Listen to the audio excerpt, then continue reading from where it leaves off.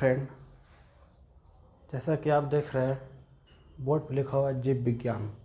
आज बायोलॉजी को हम लोग स्टार्ट करते हैं। तो जीव विज्ञान क्या होता है, किसे कहते हैं, इसमें हर एक चैप्टर को पढ़ेंगे। लेकिन सबसे पहले समझते हैं कि जीव विज्ञान से पहले समझना था साइंस शब्द की उत्पत्ति, साइंस का मतलब क्या होता है। थोड़ा सा इसके बारे में चर्चा कर लेते हैं। तो साइंस शब्द SCIENC, साइंस का मतलब क्या होता है, तो सिंपल से हम जानते हैं विज्ञान। तो साइंस की उत्पत्ति एक शब्द से हुई है जिसका नाम क्या है, जिसका नाम है साइंटिया।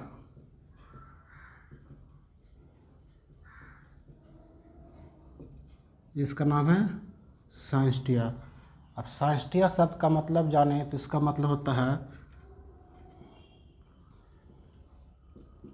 टू नो अबाउट, मतलब किसी चीज़ को जानना। इसका मतलब क्या होता है, किसी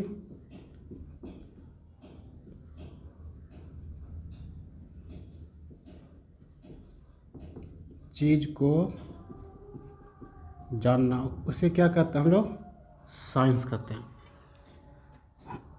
अब साइंस का डेफिनेशन पता कर लेते हैं कि साइंस का परिभाषा क्या होता है। तो साइंस हम लोग पढ़ते हैं उसी चीज़ को पढ़ते हैं जो कभी पिछले समय में मनुष्य के द्वारा उसे सिद्ध किया गया, साबित किया गया। जो मनुष्य ने खोज किया उसी का एक क्रमबद्ध ज्ञान होता है, उसे क्या कहते हैं हम लोग, साइंस।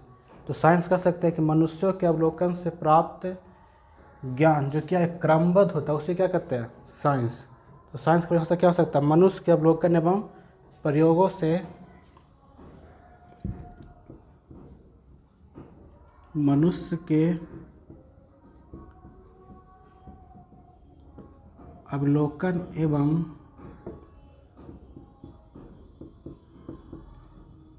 प्रयोग से प्राप्त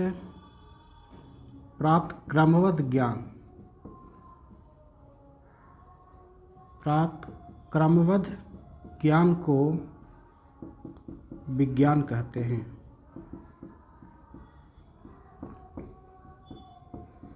जैसे यदि हम देखें केमिस्ट्री में तो हर एक तत्व की खोज हुआ, इसके बारे में अध्ययन करते हैं। बायोलॉजी में देखा जाए तो हर एक यदि कोशिका पढ़ेंगे तो उसकी खोज हुई, हर एक उसका कोशिकाओं का खोज हुआ, उसका एक अवलोकन किया गया, उसके बाद हम लोग क्या करते हैं, उसको पढ़ते हैं। यदि फिजिक्स में देखा जाए तो चुंबक बारे में पढ़ते हैं, विद्युत पर पढ़ते हैं। ये सब हमेशा खोज हुआ, उसी का जो क्रमबद्ध ज्ञान होता है उसे क्या कहा जाता है, साइंस कहते हैं। अब यहाँ से देखा जाए तो साइंस के भी दो ब्रांच होते हैं। एक का नाम है फिजिकल साइंस,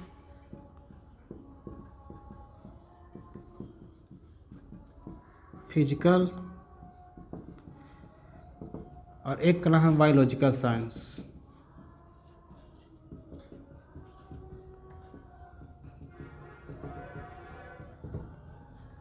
फिजिकल साइंस मतलब हो गया भौतिकी विज्ञान, इसका हिंदी क्या हो जाएगा, भौतिकी विज्ञान।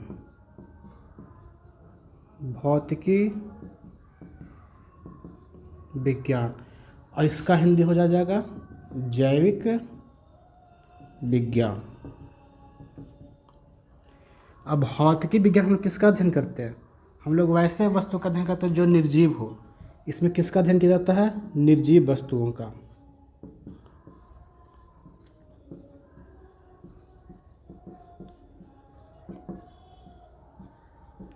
हम लोग जानते हैं कि निर्जीव क्या होता है, सजीव क्या होता है। निर्जीव वस्तुओं का अध्ययन इसमें किया जाता है। जैसे हम लोग पढ़ेंगे फिजिक्स के बारे में किसमें, फिजिकल साइंस में।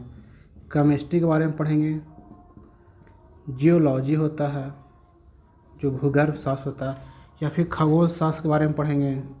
ये सब क्या है, निर्जीव है, इसका अध्ययन किस में करते हैं हम लोग, फिजिकल साइंस में। और बायोलॉजिकल साइंस की चर्चा की जाती है, इसमें किसका अध्ययन करेंगे, जिसमें जीवन हो, सजीवों का अध्ययन करेंगे। इसमें सजीवों का अध्ययन किसमें होता है, बायोलॉजिकल साइंस में। जैसे हम लोग पढ़ते हैं क्या, बायोलॉजी या फिर जूलॉजी या फिर बॉटनी, इसे किसके अंदर आता है, बायोलॉजिकल साइंस के अंतर्गत। तो साधारणतः लोग जानते हैं साइंस तीन भाग होता है, फिजिक्स, केमिस्ट्री और बायोलॉजी। लेकिन देखा जाए तो साइंस के दो भाग होते हैं, फिजिकल साइंस और बायोलॉजिकल साइंस। फिजिकल साइंस कहेंगे हिंदी में भौतिकी विज्ञान, जिसमें निर्जीव वस्तुओं का अध्ययन होता है। बायोलॉजिकल साइंस सजीवों का अध्ययन करेंगे, इसमें बायोलॉजी, जूलॉजी और बॉटनी। जूलॉजी जंतु विज्ञान, बॉटनी वनस्पति विज्ञान, बायोलॉजी जीव विज्ञान। तो हम लोग आते हैं बायोलॉजी शब्द का मतलब पर, क्योंकि मेरा मेन चैप्टर कौन सा चालू कर रहे हैं, बायोलॉजी। तो बायोलॉजी का मतलब समझ लेते हैं पहले क्या होता है।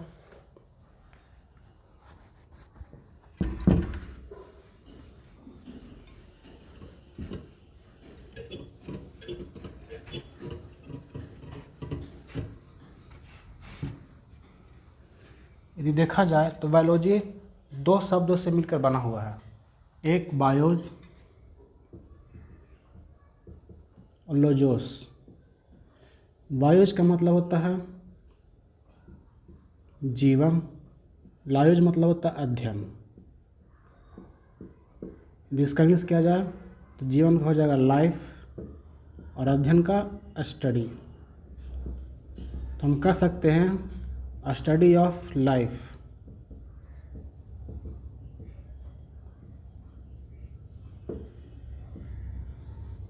क्या हो जाएगा, बायोलॉजी। या हम बोल सकते हैं हिंदी में जीवों के शरीर की अध्ययन, जीवों के शरीर का अध्ययन जिस शाखा में करते हैं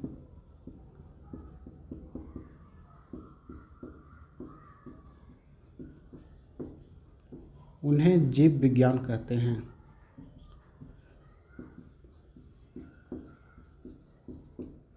ये दो शब्द से मिलकर बना हुआ बायोस और लोजोस। बायोस का मतलब होता है जीवन या लाइफ, स्टडी अध्ययन। तो स्टडी ऑफ लाइफ क्या हो जाएगा, बायोलॉजी। तो जीवों के शरीर का अध्ययन जिस शाखा में करते हैं उसे जीव विज्ञान कहते हैं। अब देखा जाए तो जीव विज्ञान के पिता कौन हैं, तो इनका सबसे पहला नाम आता है अरस्तु। ये जीव विज्ञान क्या कहलाते हैं, पिता कहे जाते हैं। और अगला प्रश्न उठता है कि ये जीव विज्ञान शब्द किसने दिया, तो शब्द देने का सही जाता है लैमार्क और ट्रिवेरेनस। ये शब्द कब दिया गया था, 1802 ईस्वी में लैमार्क और ट्रिवेरेनस ने ये शब्द मिलकर दिया था। और अरस्तु कहा जाता है पिता। अब अरस्तु क्या किए, ये जीव विज्ञान को दो भागों में बांट दिए, एक भाग और दो भाग। एक भाग का नाम रख दिए जंतु विज्ञान और एक भाग का नाम रख दिए वनस्पति विज्ञान।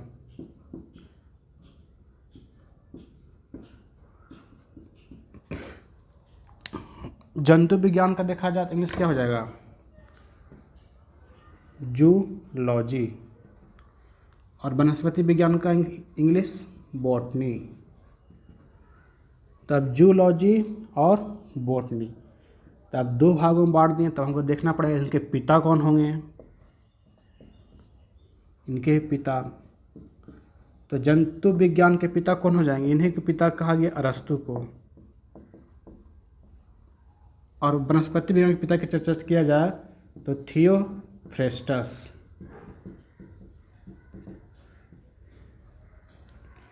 अरस्तु क्या किए, जीव विज्ञान दो भागों में बांट दिए, एक जंतु विज्ञान, एक वनस्पति विज्ञान। जंतु विज्ञान जूलॉजी, वनस्पति विज्ञान बॉटनी। पिता अरस्तु, इनके पिता थियोफ्रेस्टस। ये क्या किए थे, जब ये जंतु विज्ञान को बांटे थे तो ये 500 प्रकार के जंतु को लिए थे, 500 प्रकार के जंतुओं को लिए। और ये भी लिए 500 प्रकार के पौधे को, क्योंकि ये वनस्पति है तो 500 प्रकार के पौधे के लिए। और उसका वर्णन अपनी अपनी एक पुस्तक में किया है। दोनों ने एक पुस्तक लिखा है जिसका नाम है हिस्टोरिया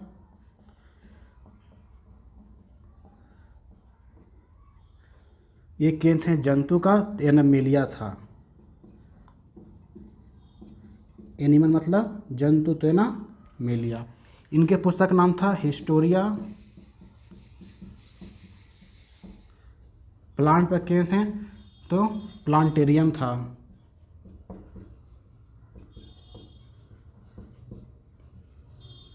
इस दोनों पुस्तक में दोनों वैज्ञानिक ने 500 प्रकार के प्रजाति के लिए तो उसका अध्ययन किए थे इस पुस्तक में। हिस्टोरिया नेमेलिया अरस्तु, हिस्टोरिया प्लांटोरियम थियोफ्रेस्टस।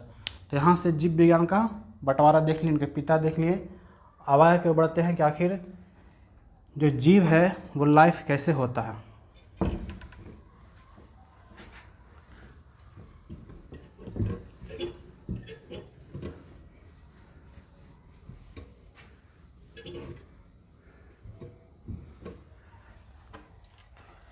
ये देखा जाए तो जो जीवन है वो जीवोधार को 2 भागों में बांट जाता है। जो जीवन है वो 2 भागों में बांट दिया जाता है।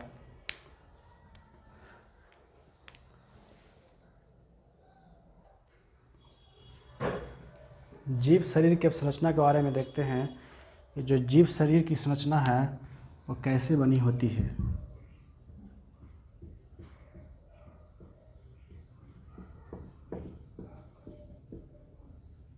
जीव शरीर की संरचना यदि बात करें तो जो भी जीव शरीर की संरचना है वो 2 प्रकार की कोशिका से होती है। एक होती है एक कोशिकीय,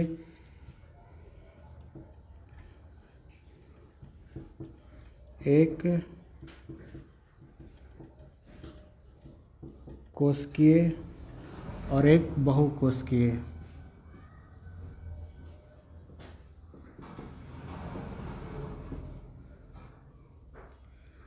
पहले समझते हैं क्या कि कोशिका क्या होता है।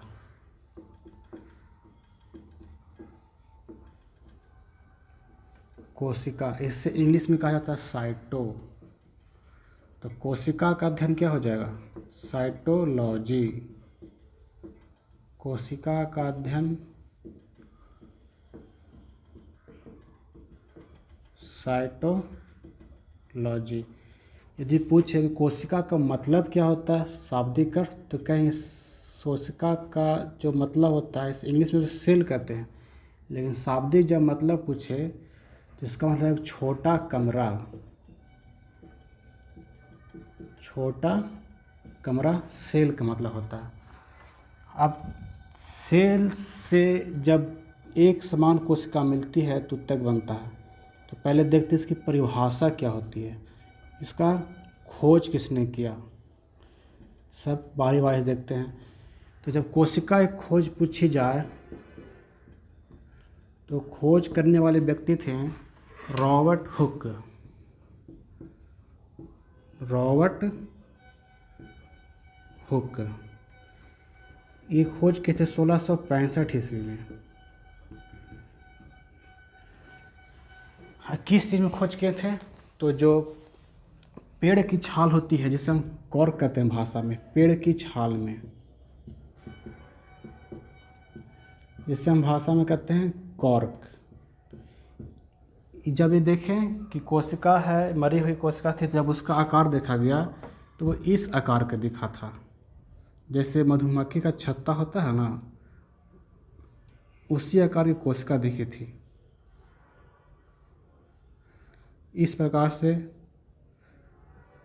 कोशिका दिखा था, मरी हुई कोशिका। ये जो कोशिका थी कैसी थी? जो मरी हुई कोशिका खोज किए थे, मरी हुई कोशिका। अब मरी कोशिका, जीवित कोशिका खोज किसने किया? जीवित कोशिका। इसकी खोज करने वाले व्यक्ति थे Antony von लीeuwenhoek।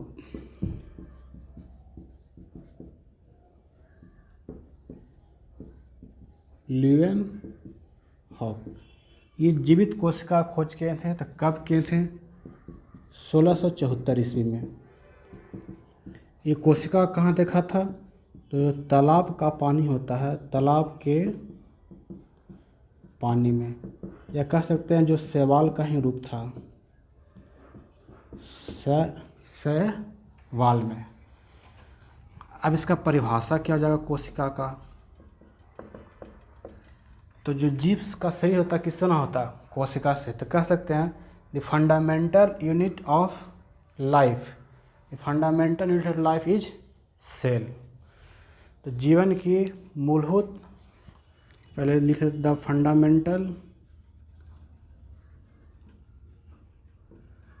Fundamental unit of life, जीवन की मूलभूत इकाई, जीवन की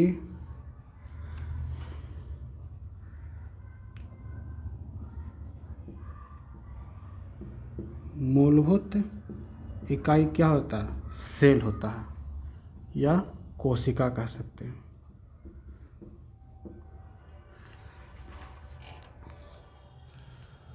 अब बात किया जाए कि इसका जो मेन परिभाषा है वो क्या होगा, तो कहा जाता है कि जीवों के शरीर की रचनात्मक और क्रियात्मक इकाई को क्या कहते हैं? कोशिका कहते हैं। जो जीव के शरीर का जो रचना हुआ किससे हुआ? सेल से। और जो उसका कार्य होता है वो कौन करता है? हर एक अंग का अलग अलग सेल। तो इसके हम परिभाषा देखें तो जीवों के शरीर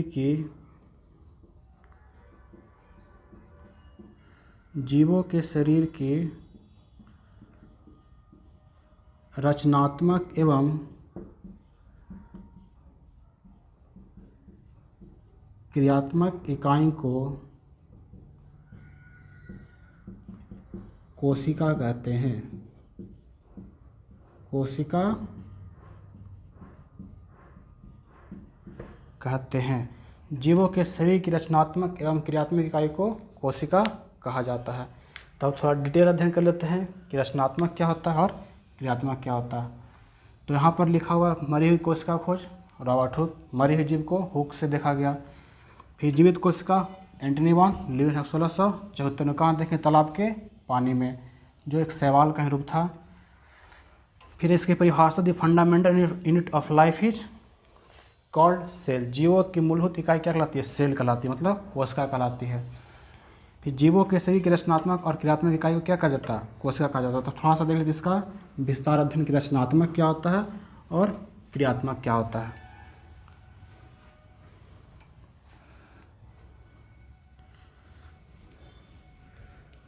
जैसे हम शरीर का एक अंग लेते हैं, किडनी,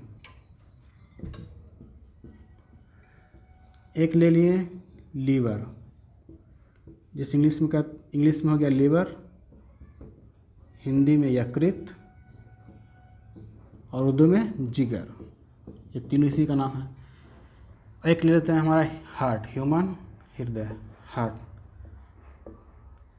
तो जो किडनी है इसकी कोशिका पूछा जाए कि किडनी कोशिका किससे बनी हुई है, तो बोलते हैं नेफ्रॉन से, क्योंकि किडनी कोशिका का रचना किससे मिलकर हुआ है? नेफ्रॉन नामक कोशिका से।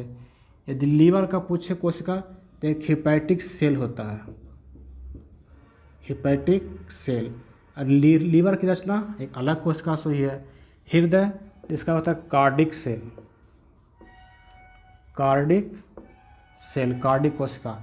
अब तीनों की कोशिका अलग अलग, जो हमारे तीनों अंग है उसकी कोशिका अलग अलग है।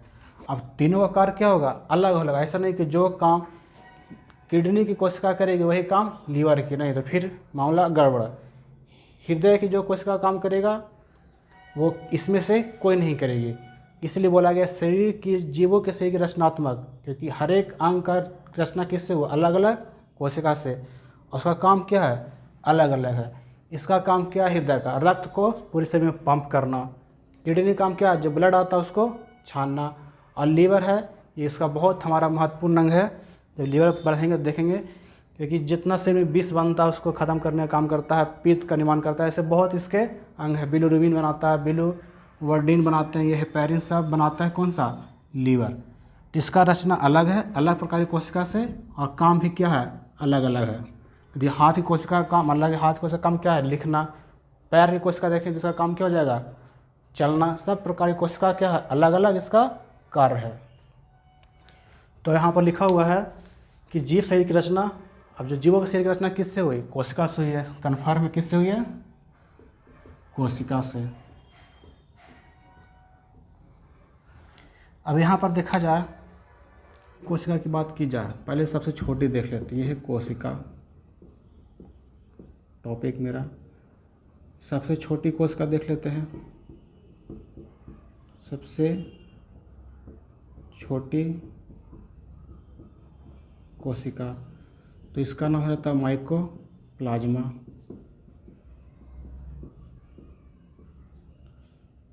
इसका साइज पूछा जाए तो 0.1 माइक्रोन से 0.5 माइक्रोन तक। जानते हैं कि 1 माइक्रोमीटर हुआ 10⁻⁻6 मीटर।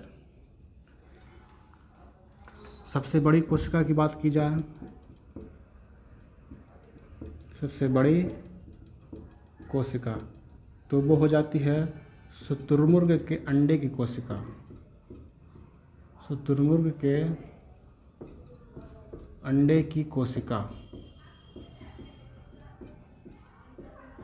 शुतुरमुर्ग के अंडे की कोशिका। तो इसका साइज पूछा जाए तो हम बोलेंगे 170 से 170 इंटू 130 mm। ये होती है शुतुरमुर्ग के अंडे की कोशिका। सबसे बड़ी हो गई, सबसे छोटी। अब सबसे लंबी की बात किया जाए तो सबसे लंबी कोशिका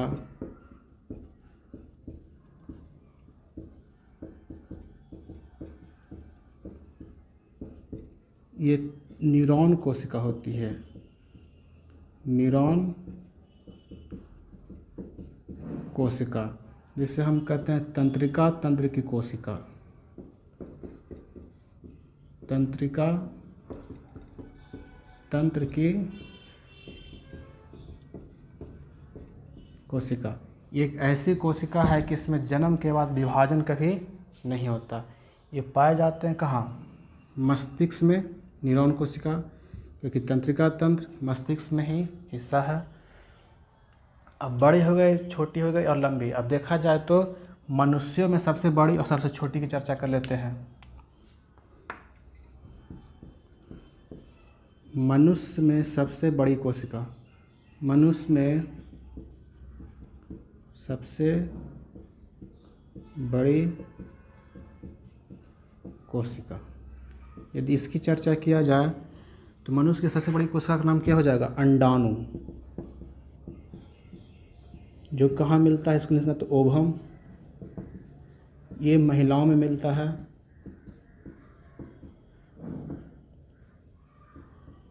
और महिलाओं में किस भाग में? तो अंडाशय। ये अंडाशय में निर्माण होता है। ये सबसे बड़ी कोशिका है। मनुष्य की सबसे छोटी कोशिका की चर्चा किया जाए, सबसे छोटी कोशिका की चर्चा किया जाती हो जाएगा स्पर्म, जिसे हिंदी में कहा जाता है शुक्राणु। ये कहाँ मिलता है? तो पुरुषों में। पुरुषों में कहाँ मिलता है? तो जिसे कहते हैं ब्रिसन, या उस इंग्लिश में कहते हैं टेस्टिस। उसी भाग में इसका क्या होता है? निर्माण होता है। तो सबसे छोटी कोशिका माइकोप्लाज्मा 0.1 माइक्रोन से 0.5 माइक्रोन। सबसे बड़ी कोशिका शुतुरमुर्ग के अंडे की कोशिका, शुतुरमुर्ग का अंडा नहीं, शुतुरमुर्ग के अंडे की कोशिका 170 to 130 mm। सबसे लंबी कोशिका की चर्चा किया जाए तो न्यूरॉन, जो तंत्रिका तंत्र का ही हिस्सा है। मनुष्य में सबसे बड़ी कोशिका पूछा जाए तो अंडाणु हो जाएगा, ओवम, जो कहाँ है? महिलाओं में मिलता है, महिलाओं के अंडाशय भाग में। फिर मनुष्य की सबसे छोटी कोशिका का चर्चा किया जाए हो जाएगा स्पर्म, जो कहाँ मिलता है? पुरुषों में, और पुरुषों की भाग में टेस्टिस में। ये जनन का चैप्टर है, इसमें जनन में पढ़ेंगे डिटेल से। अब आगे देख लेते हैं कि जीव का शरीर कोशिका के आधार पर।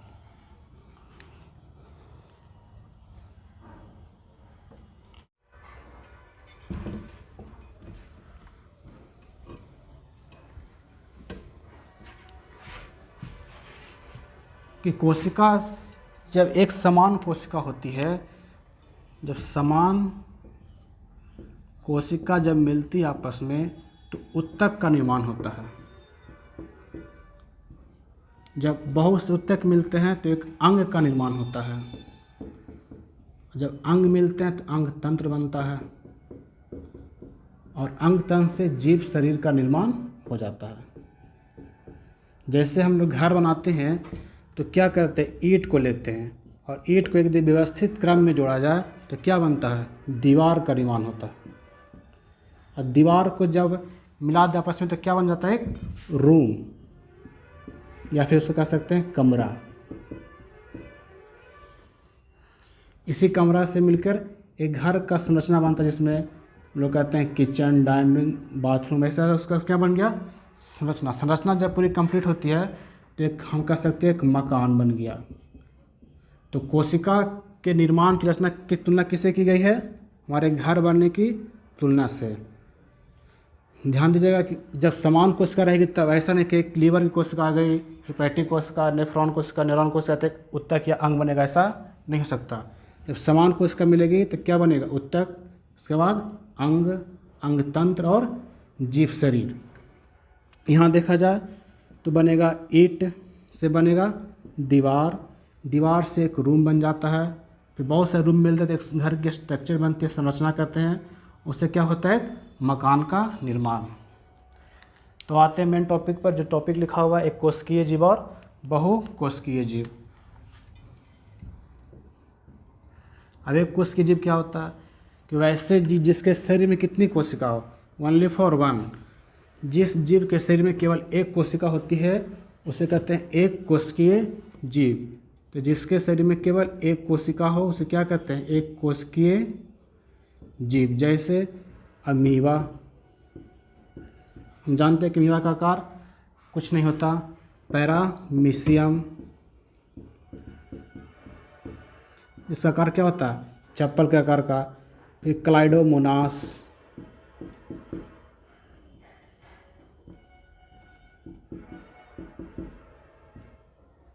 फिर एक होता है यूग्लिना जिसे हम कहते हैं हरा जीव। फिर एक हो गया बैक्टीरियोफेज,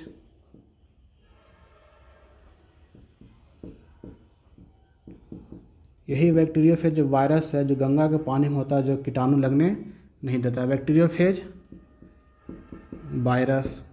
ऐसे बहुत से जीव हैं ETC जो एक कोशिकीय होते हैं।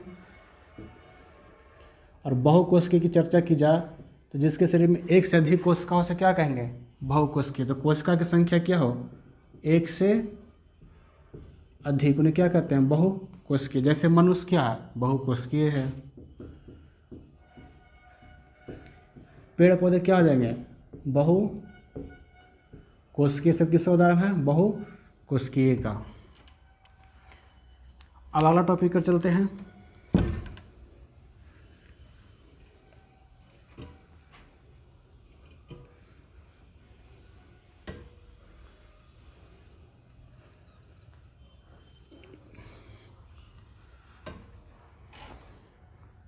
तो हम लोग पढ़ लें कोशिका का अध्ययन। कोशिका का मतलब क्या होता है, कोशिका की जीव शरीर रचना क्या होती है। अब इसी पर एक यहाँ सब टॉपिक आता है मेन हमारा कोशिका का, जो सेल चैप्टर स्टार्ट हो जाती है।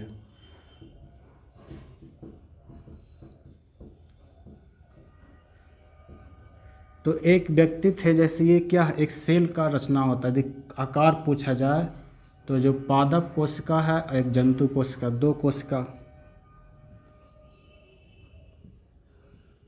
ये हो गया मेरा पादप कोशिका और ये हुआ है जंतु कोशिका।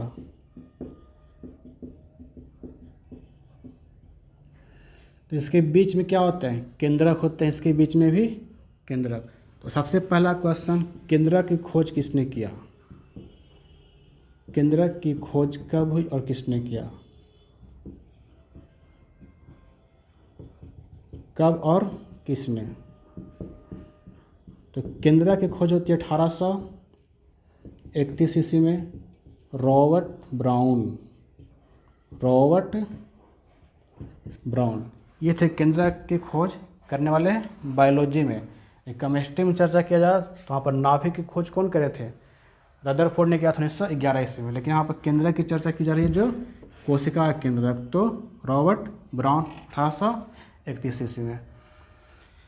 अब यहाँ पर एक चर्चा देखा गया, एक भाग देखा गया, जो भी पादप कोशिका थी उसके बाहर कुछ डबल आकार का झिल्ली देखा गया, डबल आकार वाले झिल्ली।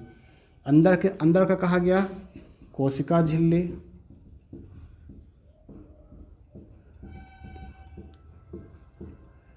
और ये बाहर वाले भाग का नाम है कोशिका भित्ति। और जो जंतु कोशिका होती है इसमें सिर्फ एक ही परत होता है, एक ही झिल्ली होती है, जिसका नाम क्या है, कोशिका झिल्ली। जंतु कोशिका में कोशिका भित्ति नहीं पाया जाता। अब यहाँ कोशिका भित्ति क्या होती है, इसकी चर्चा जब अगले वीडियो में मिलेंगे तब वहाँ पर करेंगे, कोशिका भित्ति करेंगे इसकी चर्चा। फिर जब कोशिका का जब इलेक्ट्रॉन सूक्ष्मदर्शी का विकास हुआ तो इसके अंदर बहुत सारी कोशिकाओं को देखे गए, तब उसकी चर्चा यहाँ पर की जाएगी। हम लोग इसमें पढ़ ले आज कोशिका खोज पढ़ लें, जीवित कोशिका, मरी कोशिका, कोशिका किसे कहते हैं पूरा पढ़ चुके हैं। जब अगली कोशिका मिलेंगे, अगली क्लास में मिलेंगे तो इसको अच्छे से देखेंगे। कोशिका भित्ति किसका बना होता है, पादप का, जीवाणु का, फिर कोई कीट हो गया, ये सब का देखेंगे कोशिका भित्ति। फिर आगे कर बढ़ेंगे। तब तक के लिए जय हिंद। यदि वीडियो अच्छा लगे तो कमेंट बताइए, यदि कोई क्वेश्चन है तो पूछ सकते हैं आप, उसका आंसर आपको मिलेगा। धन्यवाद।